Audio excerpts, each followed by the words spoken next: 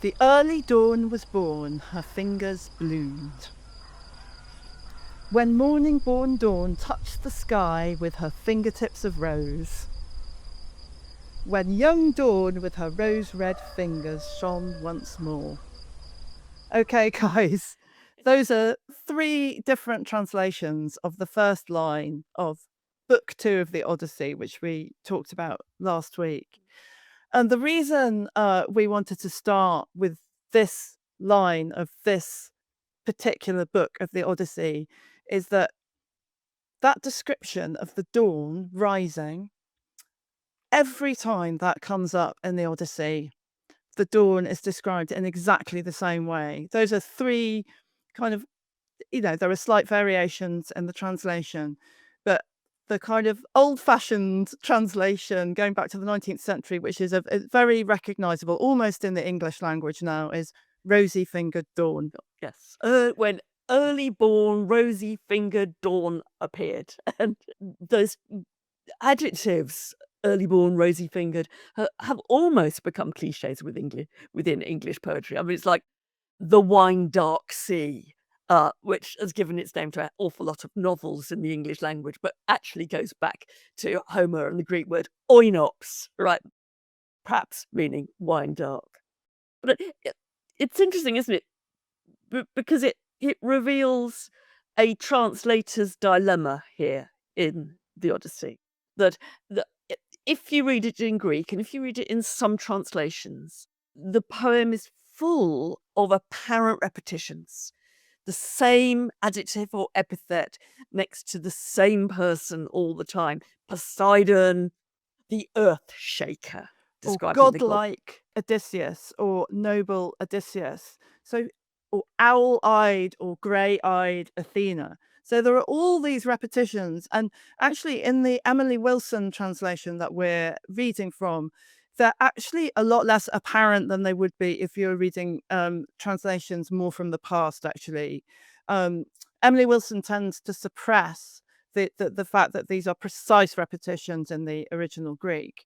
But to us, they're super important, and indeed to Emily Wilson, they're super important, even though she's made that decision around translation, because they give us a clue as to how the poem was originally composed. Yeah.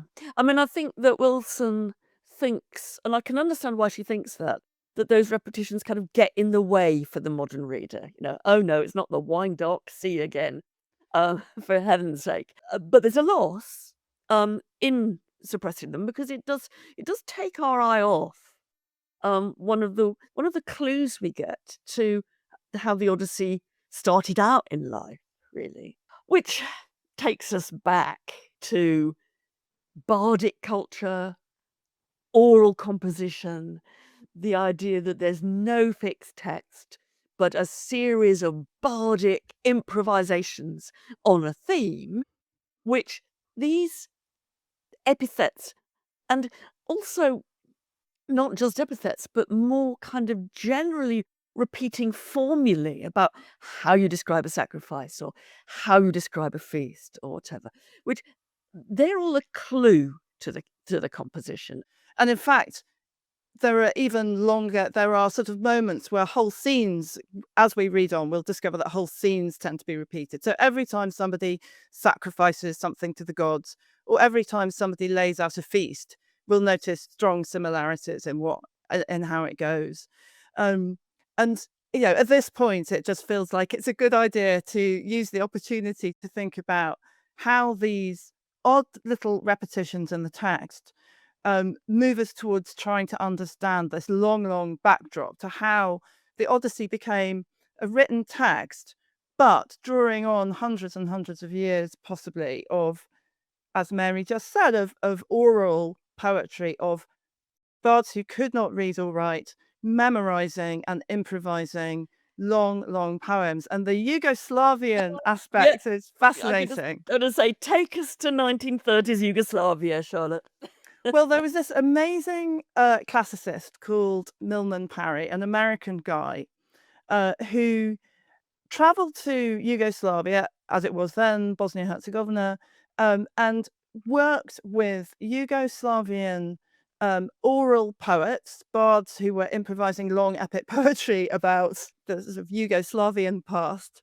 Um, and he recorded, with the very uh, basic technology of the time, these bards performing.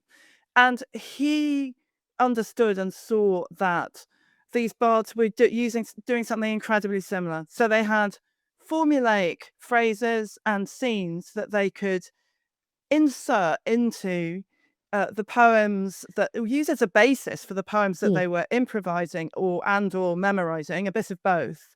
And that those formulae that sat in the lines um, could provide a sort of framework or an aide memoire or a way of being able to tackle this enormous feat of memory and improvisation. And he posited, and it's completely accepted now, that that is probably something like what was happening right back in pre-literate Greece. Because people reading Homer over the last 2 or 3 centuries, they'd long suspected that there was some kind of oral element lying behind this. But they just didn't believe that a poem as long as the Odyssey could possibly be the work of bards who were composing orally. They just didn't see how you could hold that in your head. And why Milman Parry's work was so revolutionary was that these Yugoslavian bards had got immense poems that they were composing, recomposing, and improvising around these very Homeric-like epithets and formulae, which put the lie to the idea that nobody could possibly remember the Odyssey if Right. they were doing it And from. it's hilarious for me. It's hilarious that there is internal evidence for this within the Odyssey, because there are two bards who appear in the Odyssey. We've met one of them already. We're going to meet another of them later. And they're never reading anything from, like, there's no reading or writing in the Odyssey, and the bards are actually always performing. We can only infer from memory, since one of them is blind, which is a really traditional bardic thing, of course, the idea of the blind bard. Yeah, and you can begin to understand if you think a little bit about the structure of Greek poetry. You can begin to understand why all this is so necessary, because the verse forms that the Greeks are using are not anything to do like our own forms of rhyme. This is not rhymed verse. It's not even quite technically, it's not even rhythmic or stress verse, actually. I mean, in a rather kind of arcane way, classicists usually talk about it being verse composed of long and short syllables, which you put together to form a verse line. And that sounds a bit mystical, but I think that I'll just quote you a little bit in Greek of the very first line of the Odyssey, and I think you'll see what I mean. It's the line that starts, sing to me muse of a man. And it's Andra moi enepe musa. And there is a kind of bit of rhythm there, and it's hard not to insert rhythm there. But essentially, this is about length of the syllable. Andra moi. And what you have to do if you're composing on the hoof or recalling on the hoof long chunks of this is that you have to make sure that what your mouth comes out with, what you sing, because this would be accompanied by a lyre, what you sing has the right pattern of long and short syllables. And so these epithets that go with people like Odysseus or the sea or Poseidon, they're pre-packaged into the right metrical chunks, Yeah. essentially. It's like modular furniture. You can pop in a noble Odysseus, let's say, and in Greek that will occupy half your line. So you haven't had to think about it. And then you can think about what the heck you're going to say in the next part of the line. They give you a kind of bit of a chance to just come out with something pretty automatic while your mind is going ahead as the bard to what you're going to say next. And Milman Parry was revolutionary in just confirming really that was possible. However, the question for me is, and this goes back in a way to Wilson's sense, which she explains that these epithets kind of get between the poem and the modern reader, that they're there because they're practical contrivances within within the traditions of oral composition, which we don't need anymore. So it's better in a way to kind of tone them down, vary them a bit.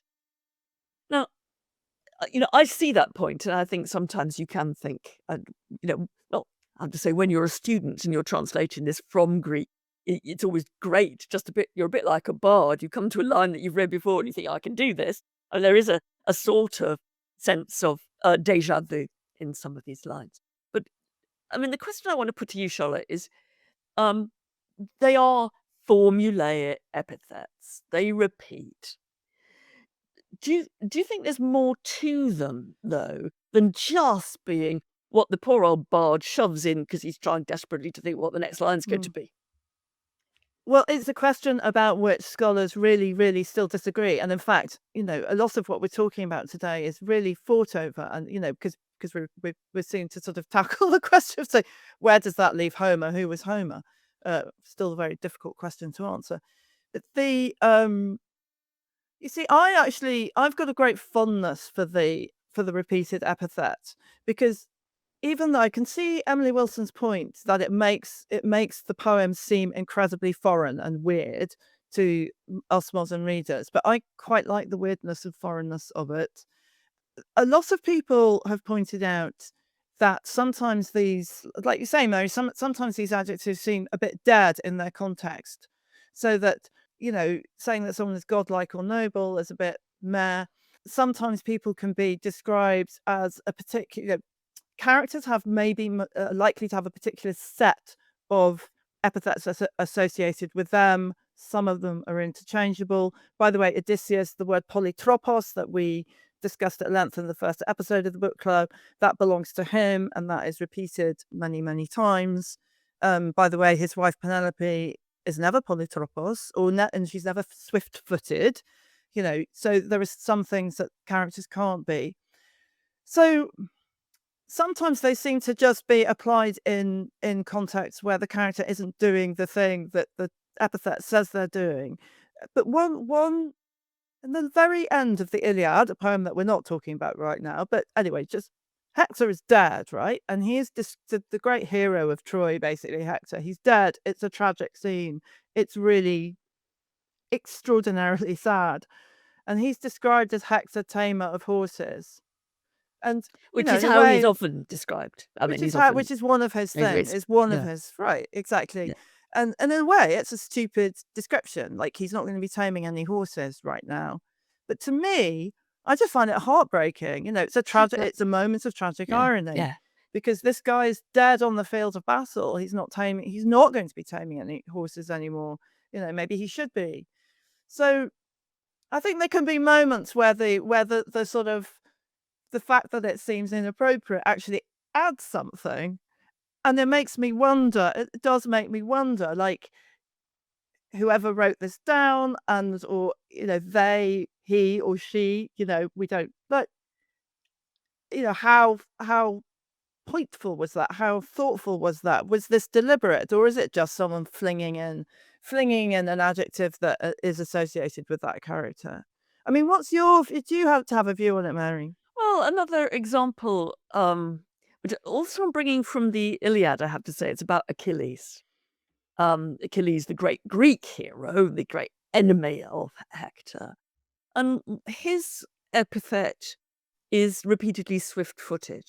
Now, the point about Achilles is that through most of the poem of the whole Iliad, he's not swift-footed at all. He's basically sitting in his tent having a sulk and going nowhere. And in a way, that epithet points to the fact that Achilles is not being swift-footed. Now, my problem is, and thought about this is that we both come up with examples from the Iliad where you find this irony and a clash between what the character is doing and how he's described, and that it's a kind of pointed irony. I found that harder to come up with actually in the Odyssey.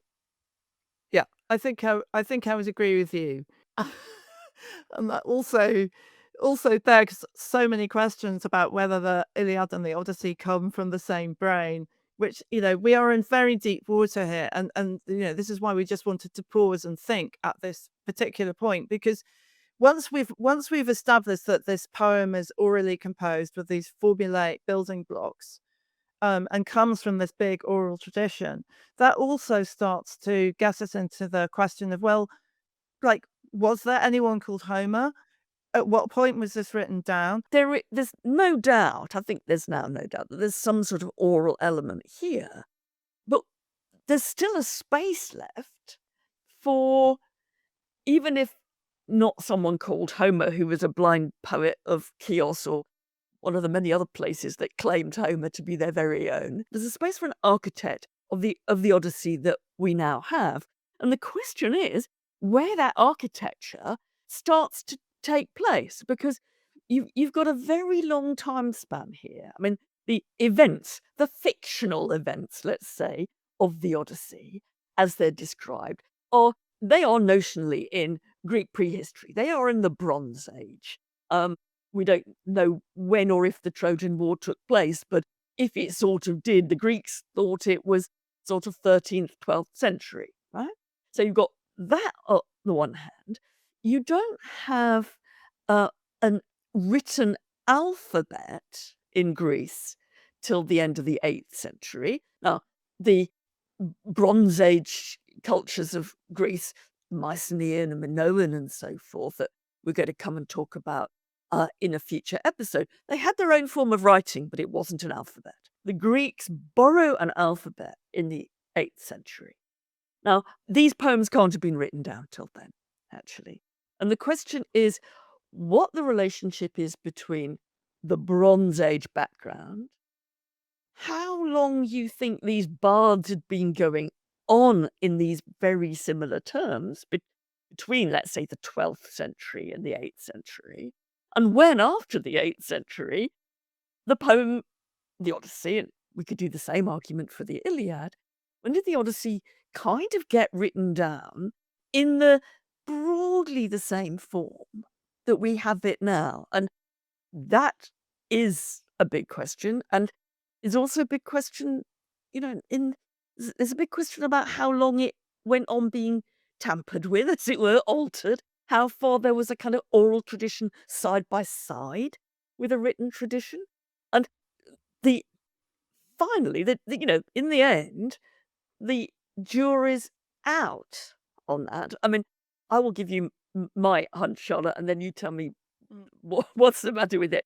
I mean, I suspect that there's a very long period of oral composition between the Greek Bronze Age, the Mycenaean period, 12th century, and it being written down in some form with, I think, with an architectural genius, poetic genius, whoever that was, probably in the late 8th century. But I also suspect that it's still on the move, at least until the 6th century. And there are scholars in kind of nerdy places in the ancient world like Alexandria and Egypt in the 3rd century BC, also going through this and trying to take out lines that they think other people have been adding in since. So it's a matter of debate, really, for a 1,000 years. Yeah. I That's don't my know. pitch. Yeah. I mean, I think what seems absolutely clear is that the poem that we have is looking back at a misty past, at a lost civilization itself. So it's about the sort of building cultural memory of something very, very distant, which we can historically ascribe broadly to the lost civilizations of the Bronze Age, like you say, like the Mycenaean civilization. And I agree with you. I suspect this orality, this creation of these poems by memory and by passing down went on for a really, really long time. But then what intrigues me is, like, at what point, literally, how do they get written down? So, is there somebody the technology of writing comes along, and I think it's pretty clear that almost as soon as the Greeks get their writing technology, they start writing down the Iliad and the Odyssey. But how? So is it some bard who learns how to write?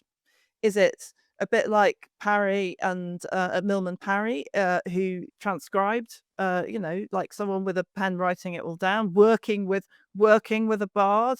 I mean, I suppose where I sort of stop, Mary, is I think the Odyssey and the Iliad, in their different ways, because they are very different in feel, in texture, in tone, are brilliant, brilliant poems that don't feel like a kind of weird mishmash of different elements.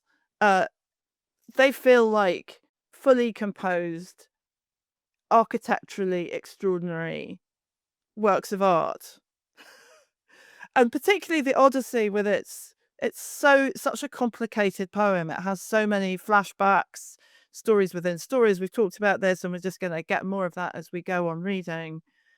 It's held together incredibly beautifully. I mean, there are moments actually where there are, close readers will think, "Well, that's not totally consistent." To me, that does imply a person or Yeah, persons, yeah. having a sense of the whole. So, I suppose what I'm saying is, emotionally, I want one person to have been in charge of this. But then I wonder, I question myself, because I think we generally maybe, are, in our kind of European standpoint, are very affected by the sense of the singular genius producing poetry.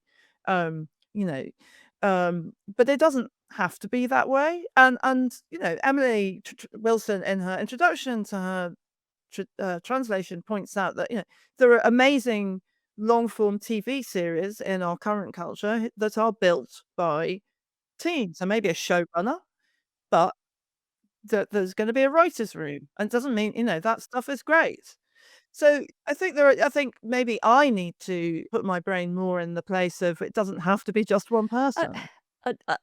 I'm broadly with you. I mean, I think, one thing I also think is that when we imagine these bards, I think that Milman, Parry and Co. have got us around to thinking that somehow each individual performance is very, very long, and people say it would take 3 days to recite the Odyssey in roughly the form we have it. Well, one of the ways I can sometimes make sense of the episodic nature of the Odyssey is that that they are doing bits of it. It's a kind of, "Oh, let's have that story about Telemachus tonight, and we've got 2 hours on Telemachus." Or, "Oh, let's hear it. Give us the Cyclops." Or, "Tell us when Telemachus went to Pylos." And then maybe we've got kind of 1 hour, 2-hour mini versions that don't often, although we do know that in 6th century Athens, the whole Odyssey was performed. Yeah, they had competitions for performing, and they had to get it right. So at that point, the text was sort of fixed. But I kind of agree. I think that the difficulty is knowing how to put together that sense of that fluid sense of bardic composition, and the idea that you've got a satisfying work of literature which which kind of talks to itself through, as we shall go on to see as we come to look later in the poem. It's carefully and cleverly, it appears to be carefully and cleverly orchestrated. And so it is, a bit like, as I sometimes say, greatest work of literature ever composed by a committee that there ever was.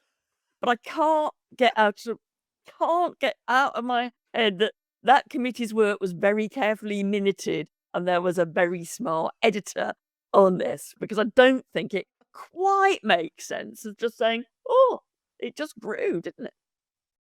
Yeah, I slightly rebel against the idea of a committee. I mean, the committees I've been on, I don't think would have been capable of writing even a very short poem.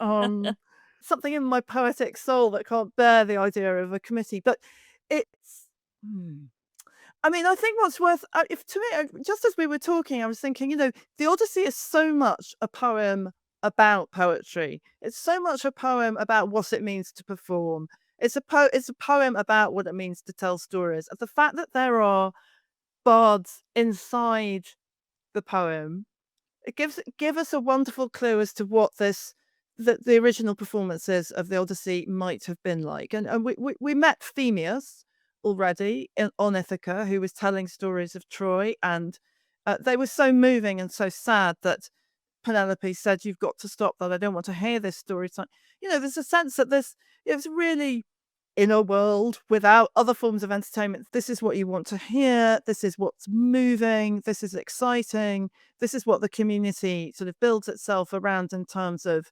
reliving and reconstructing a long lost past. Because we're in a world without written history here, and for the Greeks, these epics were a way of stating their past. Now, look, we can argue a lot, and we'll do in a future episode, about how far these are based on actual historic anything that could be regarded as real history.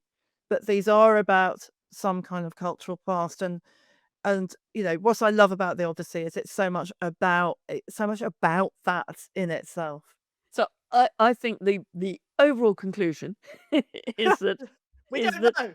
is that the is well, we don't know, but a safe bet is to say it's partly oral. There's oral elements embedded in what is, as we have it, a written tradition. And there, dear listeners, we have just summarized hundreds of years of scholarly debate about how the Odyssey was composed into half an hour. Yeah, Thank you well for done us, listening. and we still don't know whether there was anyone called Homer, and nobody does. If you've got any thoughts, if you've got any ideas, anything you'd like us to do, contact us on instantclassicspod, all one word, at gmail.com. Or on our social media at instantclassicspod. Instant Classics Book Club will be back soon.